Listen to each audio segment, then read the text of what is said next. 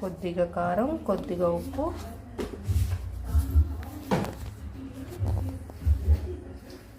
నువ్వులు ఇవి వేసుకొని బాగా మిక్స్ చేసుకోవాలి.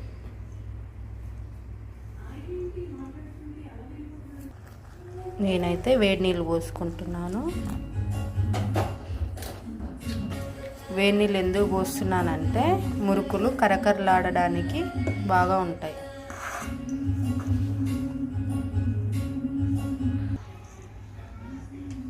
బాగా మిక్స్ చేసుకోవాలి. ఇలా మెత్తగా స్మూత్గా కలుపుకోవాలి, ఉండలు లేకుండా.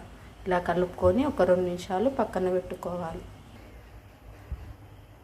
ఆ తర్వాత స్టవ్ ముట్టించి మూకుడు పెట్టుకోవాలి. ప్యాన్ అయితే హీట్ అయింది. అందులో సరిపడా ఆయిల్ పోసుకోవాలి.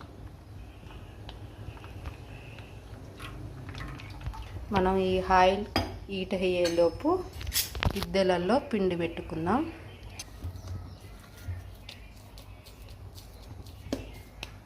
ఇలా ముద్దగా తీసుకొని ఇందులో పెట్టుకోవాలి. దానిలో సరిపడా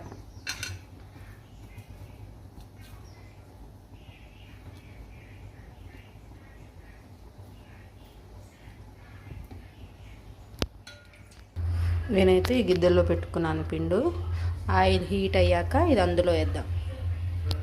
ఆయిల్ అయితే హీట్ అయింది. నేనైతే ఇలా చక్రాల్లో ఒత్తుకుంటున్నాను.